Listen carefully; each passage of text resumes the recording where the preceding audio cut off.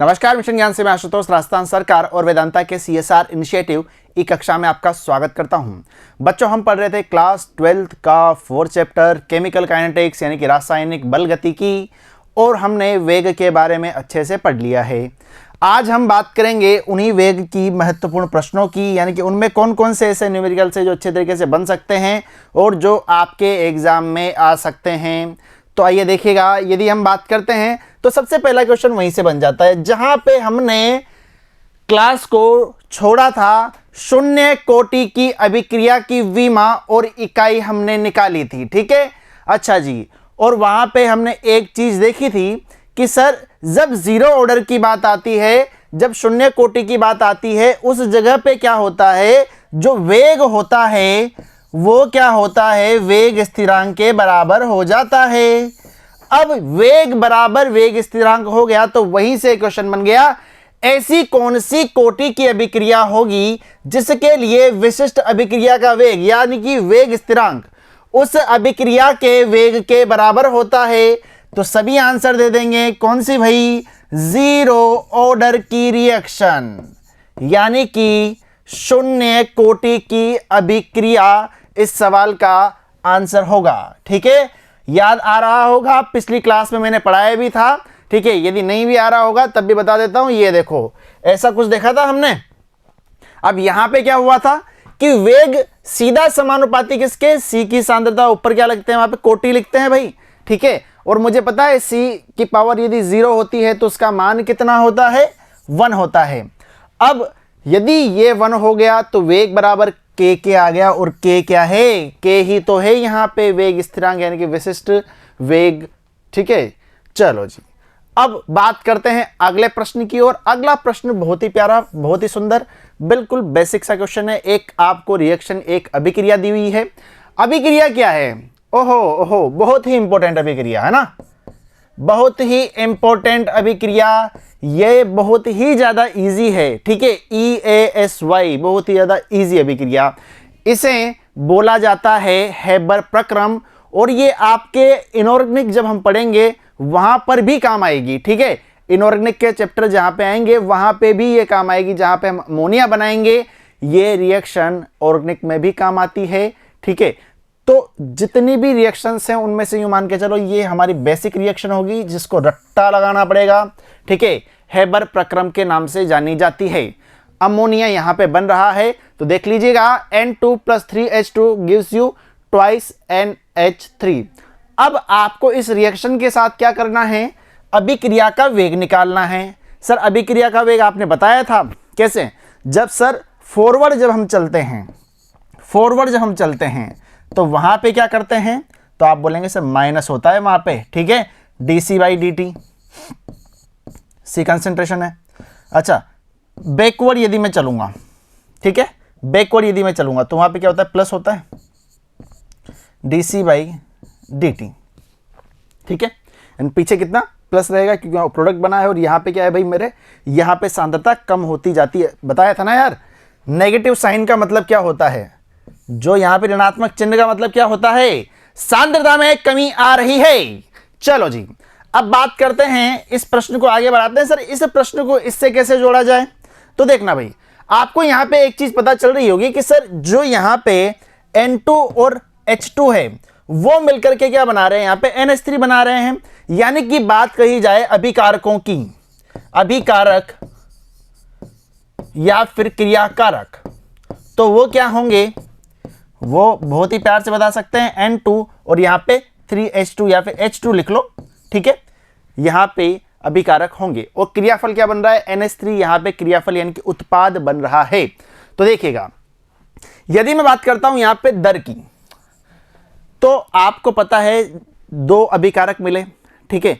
अब दोनों क्रिया करेंगे, सांद्रता में कमी आएगी ही आएगी, ठीक है। अभिकारकों की सांद्रता में कमी आएगी ही आएगी, यानी कि ऐसा बोल सकते हैं कि दोनों विलुप्त हो रहे हैं। अब दोनों विलुप्त हो रहे हैं तो ध्यान से देखना भाई, विलुप्त कौन कौन से हो रहे हैं, तो आप बोलेंगे सर जो अभिकारक है ना वो तो विलुप्त हो रहे हैं, और जो उत्पाद है ना वो बन रहे हैं, ठीक है। तो यदि मैं बात करता हूं यहां पे N2 की, तो N2 के विलुप्त होने की दर क्या होगी, तो आप बोलेंगे सर विलुप्त होने के लिए माइनस साइन लगेगा, ठीक है, माइनस साइन आ गया, और d/dt, और यहाँ पे कंसंट्रेशन किसकी भाई, किसकी, N2 की बात कर रहे हैं, तो N2 वहां पे आएगा। ठीक है, आएगी धीरे धीरे चीजें समझ में। ध्यान से देखो, ये क्या है, आप बोलेंगे हाइड्रोजन है। अरे हाँ हाइड्रोजन है, लेकिन क्या है ये, आप बोलेंगे सर हाइड्रोजन, अरे भाई अभिकारक है, क्रियाकारक है, तो ये भी विलुप्त होगा, और विलुप्त हो रहा है तो माइनस आएगा, और यहाँ पे क्या होगा, d/dt तो आना ही आना है, और यहाँ पे क्या आ जाएगा, H2 आ जाएगा, जिस प्रकार से यहाँ पे N2 लिखा था। N2 वहां पे क्यों आया, इससे रिलेट करो। ठीक है, और यहाँ पे H2 क्यों आया, इससे रिलेट करो। ठीक है, अच्छा जी, अब सर बात यहाँ पे N2 को खत्म कर दिया, H2 को खत्म कर दिया, कुछ बनेगा भी सही, बिल्कुल बनेगा, NH3 यहाँ पे बनेगा। तो आ जाओ भाई, NH3 के बनने की दर, अब जैसे ही बनने की बात आती है तो बात क्या है कि सर माइनस तो लिखने में मजा नहीं आएगा, प्लस लिखेंगे। ठीक है, तो क्योंकि यहाँ पे कुछ बन रहा है, अब यहाँ पे कुछ बन रहा है तो भाई NH3 बन रहा है, तो NH3 को यहाँ लगा दो और प्लस यहाँ पे लगा दो। ठीक है, क्योंकि वेग तो यही होगा ना, dc/dt, अब प्लस लगाओ माइनस लगाओ, विलुप्त हो रहा है तो माइनस लगा दो, बन रहा है तो प्लस लगा दो, और जिसकी कंसंट्रेशन ले रहे हैं वो वाला वहां पे रख दो, गैस वगैरह जितना भी है। ठीक है, ज्यादा उसमें कुछ वो चिंता करने की बात नहीं है। अब बात आती है अभिक्रिया के वेग की यार, है ना। जब आप अभिक्रिया का वेग लिखोगे उस समय आपको क्या करना है, ध्यान से देखना। जैसे कि मैं बात कर रहा हूं N2 H2 NH3, N2 क्या हुआ, विलुप्त हुआ। अच्छा, H2 क्या हुआ, विलुप्त हुआ। NH3 क्या हुआ, बना। तो आपने जो इन तीनों की जो दर निकाली है ना, ठीक है, उसको आप एक काम करो बेटा, उसको बराबर कर दो। ठीक है, जो यहां पे ये तीनों टर्म्स निकाली है उसको बराबर कर दो। लेकिन लेकिन लेकिन एक और काम इसमें करना है। क्या, पहले इसको देखो, N2 के विलुप्त होने की दर। अच्छा, यहां पे N2 है लेकिन यहां पे तो 3H2 है ना। ठीक है, थोड़ी नाइंसाफी हो जाएगी, तो आप एक काम करो, N2 तो कोई फर्क नहीं पड़ने वाला, N2 तो वैसा का वैसा आ गया। ठीक है, अच्छा H2 की मैं बात करता हूं, तो यहां पे H2 के लिए तो कितना है, -dH2/dt। ठीक है, ये वाली चीज। लेकिन बात यहां पे बेटा इतनी है कि यदि मैं बात करता हूं यहां पे 3H2 की, ठीक है, क्योंकि ये तो H2 के लिए दे रखा है, लेकिन यहां पे कितना है कोफिशिएंट, यहां पे देखो भी कितना दिया हुआ है, 3 दिया हुआ है। तो इसका मतलब यहां पे क्या होगा, जैसे ही 3 दे दिया ना, तो माइनस तो है ही सही। ठीक है, माइनस में तो कोई आपत्ति नहीं है, माइनस तो उसके साथ में ही था, तो जैसे ही 3 दे दिया ना, इसका 1/3 कर दो आप। ठीक है, आई बात समझ में, फिर से समझो कैसे किया मैंने ये, ध्यान से देखो, जब तक नहीं समझ में आएगा तब तक समझाते रहेंगे। ठीक है, चलो जी, N2 की बात करते हैं, तो सर -dN2/dt। ठीक है, अच्छा H2 की हम बात कर रहे थे, तो माइनस तो था ही सही। ठीक है, माइनस तो था ही सही, और क्या था, d/dt H2। ठीक है जी, यही बात है। अब वहां पे H2 के मोलों की संख्या कितनी थी, तो आप बोलेंगे सर H2 के मोलों की संख्या 3 थी। ठीक है, ये तो यहाँ पे H2 के लिए है सिर्फ। ठीक है, मोलों की संख्या 3 थी, तो इधर कितना कर दोगे, 1/3 कर दोगे। अच्छा, फिर आ जाओ। अच्छा, अब यहां पे देखना NH3 के बनने की दर कितनी है, तो आप बोलेंगे सर प्लस dNH3/dt। ठीक है, अब यहां पे ये तो NH3 की बात की है, लेकिन रिएक्शन में बेटा हम देखते हैं ना, तो यहां पे कितना आता है, 2 लिखा हुआ है। आ रही है बात समझ में, 2 लिखा हुआ है, तो इसका मतलब यहां पे कितना हो जाएगा, 1/2, और ये प्लस तो चल ही रहा था। ओहो, सही है, बिल्कुल सही है। ठीक है, यानी कि आपको कुछ नहीं करना, सिर्फ जो मोलों की संख्या होती है उसको देखना है। इधर 2 है तो आगे 1/2 कर दो। ठीक है, 3 है तो 1/3 कर दो, सिंपल है, कुछ भी नहीं है। ठीक है, चलो जी, अब एक नोट देख लीजिए, काफी अच्छा। अभिक्रिया का वेग ज्ञात करने के लिए संबंधित मोलों की संख्या का भाग लगा देना चाहिए, यही तो मैं बता रहा था। ठीक है, यानी कि जो भी संबंधित मोलों की संख्या है उसका भाग लगा दो अभिक्रिया का वेग निकालने के लिए। ठीक है, अच्छा ये ध्यान रखना, ये जो निकलता है ना, ये तो अभिक्रिया का वेग निकलता है, और ये जो निकलता है ना, ये क्रियाकारक या उत्पादों की विलुप्त होने की या फिर बनने की दर निकलती है। ठीक है, तीनों को हम यहाँ पे बराबर कर देते हैं बाद में वेग निकालने के लिए। चलो जी, बढ़ते हैं अब थोड़ा सा कहानी को और लेकर के आगे। ये क्वेश्चन आपके लिए, ठीक है, हाइड्रोजन पेरोक्साइड की बात कर रहे हैं, O2 देता है और आपको पता है पानी देता है। ये रिएक्शन हमने देखी हुई थी। ठीक है, कब, जब मैंने आपको मध्यम गति की अभिक्रियाएं पढ़ाई थी, पहला पार्ट था। ठीक है, कुछ चंद लम्हों बाद ही ये चीज आ गई थी। ठीक है, चलो जी, अब यदि मैं यहां पे बात करता हूं तो इस क्वेश्चन को आप यहीं पे कर लीजिए। देख लिया। यदि बात करते हैं यहाँ पे तो क्रियाकारक कौन है, तो आप बोलेंगे क्रियाकारक सर H2O2 हाइड्रोजन पेरोक्साइड है। लेकिन बन क्या रहा है, तो आप बोलेंगे सर बनेगा तो क्या यहाँ पे पानी और ऑक्सीजन। अच्छा, H2O2 की हम बात करते हैं तो H2O2 के विलुप्त जहां पे बात आ गई, ठीक है, ये दो चीजें हैं बस, है ना। विलुप्त बात आ गई तो सर माइनस आ गया, ठीक है जी, d/dt तो आता ही आता है, और यहाँ पे H2O2 है तो यहाँ पे भी H2O2 आ गया। क्लियर इतनी बात, ठीक है। अच्छा जी, अब H2O के बनने की दर, यहां भी O2 के बनने की दर, अब यहां पे विलुप्त तो नहीं हो रहे हैं, ये क्या हो रहे हैं, ये बन रहे हैं, हाइड्रोजन पेरोक्साइड से ये बन रहे हैं। अब आप देखेंगे बनेंगे तो सर यहां भी प्लस आएगा, यहां भी प्लस आएगा। अच्छा, इस डब्बे में क्या डालें, यहाँ पे H2O, क्योंकि यहाँ पे H2O बन रहा है, ठीक है, O2 बन रहा है तो O2 डाल दो। अब मैंने आपको क्या बताया था सर, अभिक्रिया का वेग निकालना है, ठीक है, अभिक्रिया का वेग निकालोगे तो उसके लिए क्या करोगे, तीनों को बराबर कर दोगे। अच्छा, H2O2 की हम बात करते हैं तो H2O2 तो क्या होता है, टूटता है ना, टूट रहा था ना, तो ये लो भाई d/dH2O2 अपॉन dt। अच्छा, अब आपको एक नोट याद आ रहा है कि सर संबंधित मोलों की संख्या का भाग देना है, तो देखो यहाँ पे H2O2 के मोल कितने हैं, तो आप बोलेंगे सर 2 मोल हैं, यानी कि यहाँ पे क्या कर देंगे 1/2 आगे हम लगा देंगे। क्या क्लियर इतनी बात, ठीक है। अच्छा, बन क्या रहा है, H2O बन रहा है तो उसको लिख लो भाई, प्लस आएगा। H2O बन रहा है तो dH2O अपॉन dt, और क्या बन रहा है dO2 अपॉन dt। अच्छा सर, यहां पे तो मोलों की संख्या का भाग लगा दिया, यहां पे नहीं लगाएंगे क्या, क्यों नहीं लगाएंगे भाई, रूल है, लगाना पड़ेगा। तो आप देखिएगा यहाँ पे 2 मोल और ये एक से तो कोई फर्क नहीं पड़ता, यहाँ पे H2O में कितने 2, यानी कि ये कितना हो जाएगा 1/2 यहाँ पे हो जाएगा, और वहां पे कुछ भी नहीं होगा, ठीक है। यानी कि ये हमारा आंसर होगा क्या भाई, -1/2 dH2O2 अपॉन dt, ठीक है भाई, ये भी सही है। अच्छा, ये वाली कहानी, अरे ये भी सही है, ओहो ये भी सही है, ठीक है। यानी कि ये हमारा आंसर सही निकल करके यहाँ पे आ गया। क्या इतनी बात से राजी हो क्या, बढ़े आगे, चलो जी। आहा, अब थोड़ा सा प्रश्न को हल्का सा उठाते हैं, ठीक है। बेसिक बन गया, अब उस बेसिक से एक क्वेश्चन बनाया छोटा सा, बहुत ही ज्यादा सिंपल है, ठीक है। एग्जाम में आने के इसके 100% चांस होते हैं, कन्फर्म है, ठीक है, CONFIRM, ठीक है, कन्फर्म है बिल्कुल। क्योंकि जब आपका यदि हम बात करते हैं फिजिकल केमिस्ट्री की, तो ये 2 से 3 टॉपिक ही बचते हैं, यानी कि सॉल्यूशन से आ जाएगा न्यूमेरिकल, केमिकल काइनेटिक्स से आएगा, ठीक है, या फिर आपका जो विद्युत रसायन है वहां से आएगा, ठीक है। इन 3 से ही बचेगा क्वेश्चन। तो चलो भाई, अब मैं बात करता हूं यहां पे, तो देखिएगा एक रिएक्शन दे रखी है A+2B, यानी कि A का 1 मोल, B के 2 मोल मिलके बना रहे हैं C के कितने मोल, 3 मोल बना रहे हैं। चलो जी, तो देखना सबसे सिंपल बात क्या है, जब भी कोई भी रिएक्शन दे रखी हो, आप उसकी अभिक्रिया का वेग निकाल करके रख लो। कैसे निकालोगे, देखो भाई, अब सीधा लिख लो, ठीक है, अब दर वर लिखने की जरूरत नहीं, अब सीधा लिखो। अब यहां पे देखना एक बात, A+2B है। अच्छा, A क्या हो रहा है, A क्या है, B क्या है, तो आप बोलेंगे सर ये क्रियाकारक है।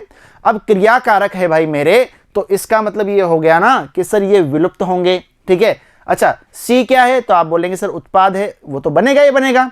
तो आप देखिएगा इन दोनों के आगे माइनस साइन आएगा, बिल्कुल आएगा, ठीक है। तो ये कितना हो जाएगा, माइनस का dA अपॉन dt, डब्बा लगा लेना यार यहाँ पे, है ना, कोई दिक्कत नहीं है। अच्छा, यहां पे क्या होगा, -1/2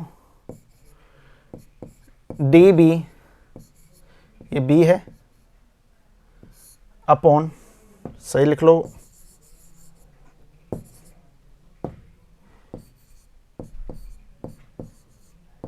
dB अपॉन dt, ठीक है। अच्छा जी, आगे बढ़ो। अब यहाँ पे ये बन रहा है ना, तो इसमें प्लस लगाओ, लेकिन यहाँ पे प्लस का 1/3 भी तो करोगे, dC अपॉन dt। ये लो सर, आ गया आंसर, अरे नहीं आया, अभी क्वेश्चन को पढ़ो आगे। में B के विलुप्त होने की दर कितनी दे रखी है, 2 × 10⁻³ मोल पर लीटर। यानी कि हम बात करें यहाँ पे B के विलुप्त होने की दर। अच्छा, दर अलग चीज थी, ठीक है, और यहाँ पे ये तो हमने वेग की समीकरण निकाली है, दर निकालेंगे तो क्या रहेगा, ये मोलों की संख्या तो रहेगी नहीं वहाँ पे, ठीक है, यानी कि माइनस dv/dt की ही बात करेगा वो सीधा।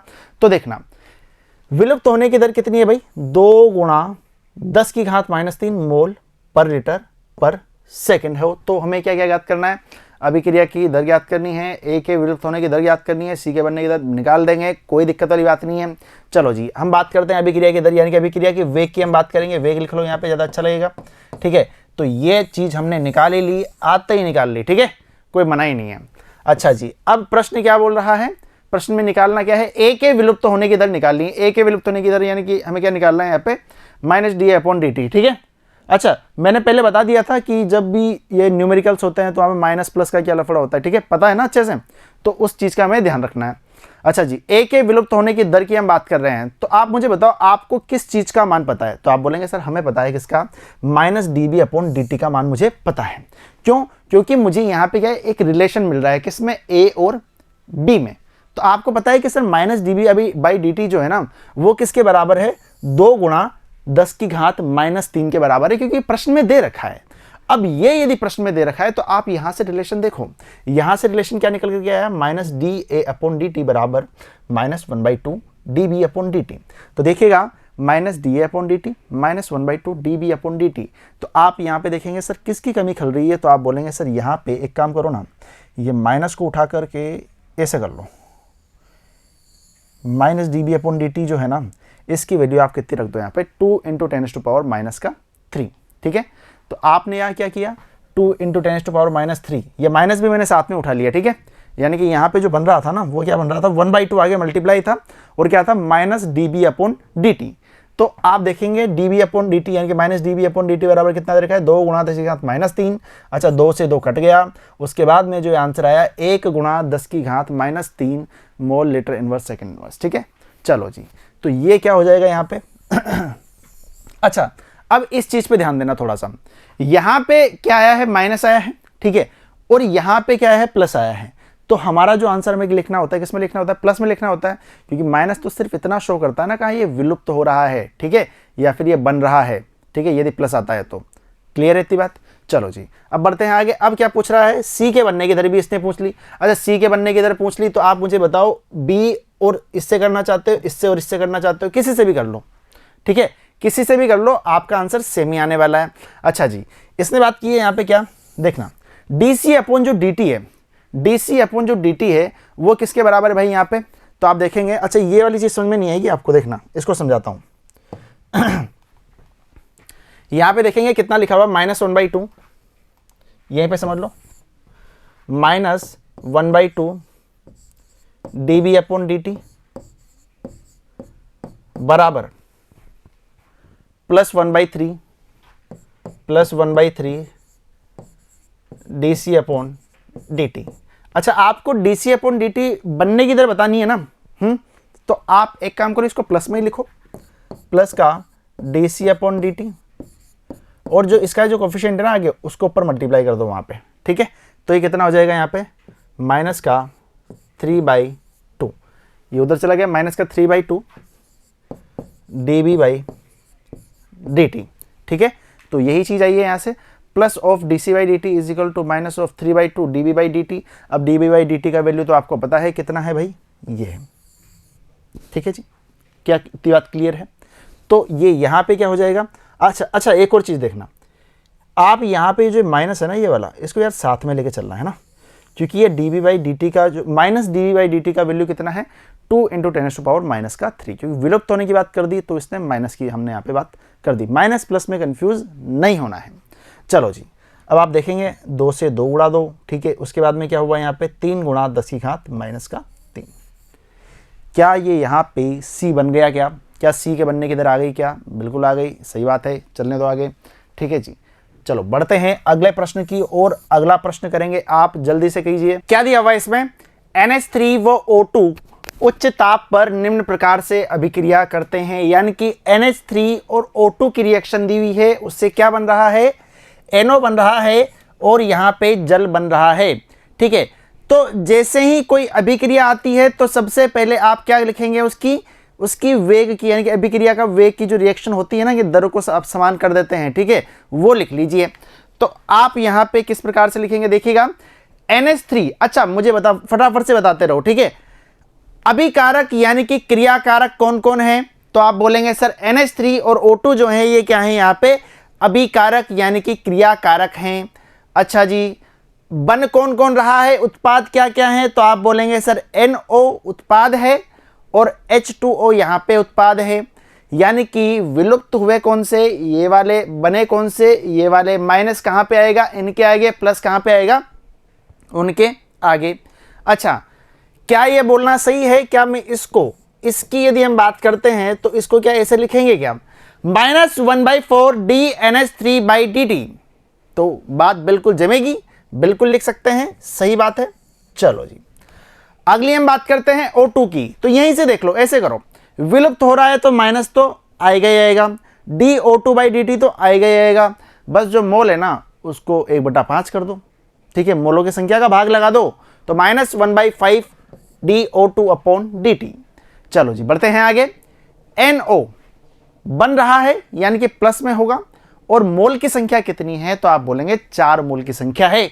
तो कितना होगा, +1/4 N यानी कि DNO/dt, यानी कि ये यहां पे इस प्रकार से आ जाएगा। क्या क्लियर है बात? बढ़ते हैं आगे। H2O और बन रहा है। अच्छा, H2O यदि यहां पे बन रहा है तो आप मुझे एक बात बताइएगा कि मोल कितने हैं, 6 हैं।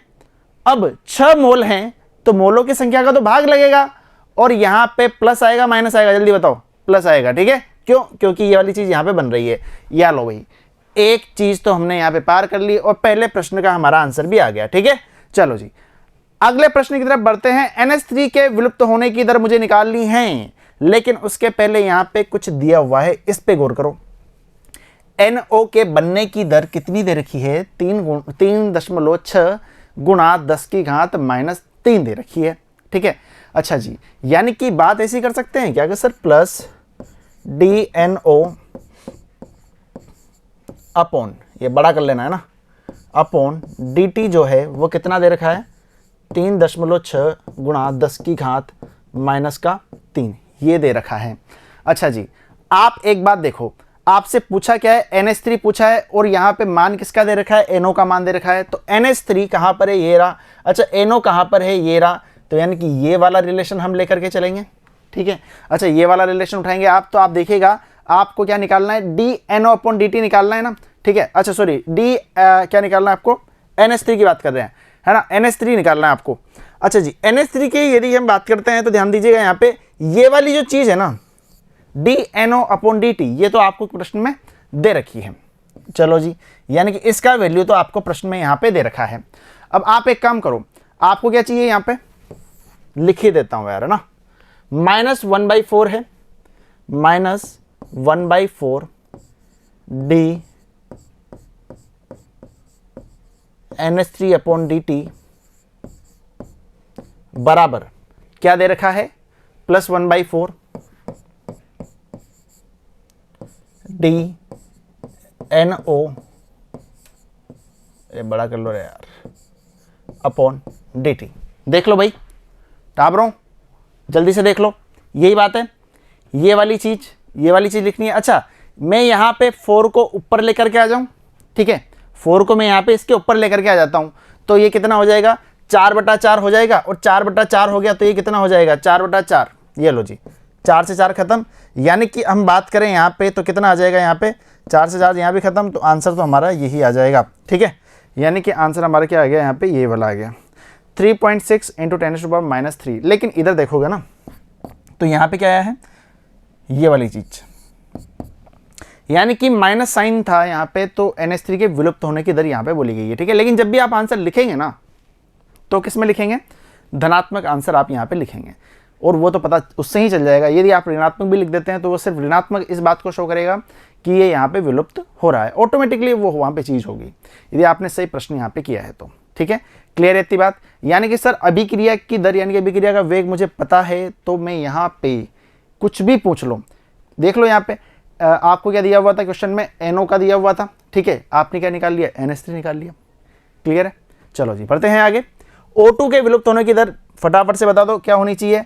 O2 के विलुप्त होने की दर, चलो कर ही लेते हैं इसको। O2 कहाँ पर है, तो आप बोलेंगे सर ये रहा, यानी कि कितना है -1/5 dO2 upon dt।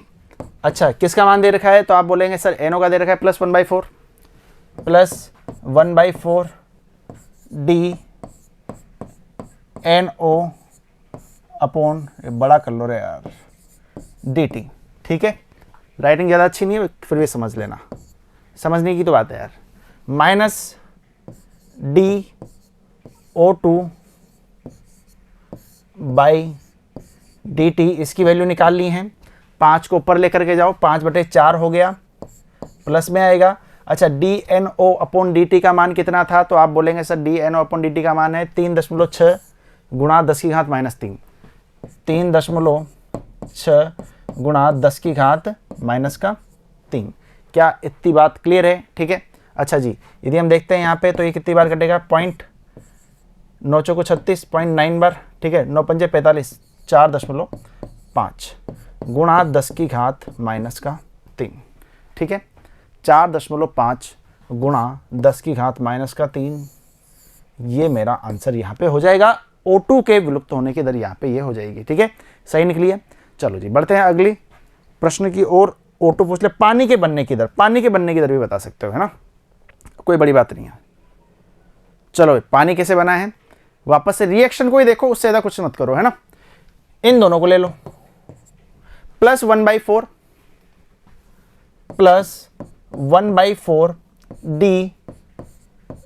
dNO by dt।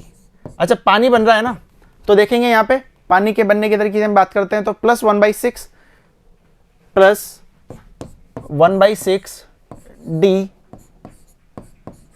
dH2O upon dt। अच्छा, पानी के बनने की दर निकाल ली है, यानी कि सर बन रहा है तो प्लस में ही आएगा। ठीक है, लेकिन यहाँ पे जो 6 है ना, इसके ऊपर लगा दो। ठीक है जी, तो ये कितना आ जाएगा यहाँ पे 6/4। अब dNO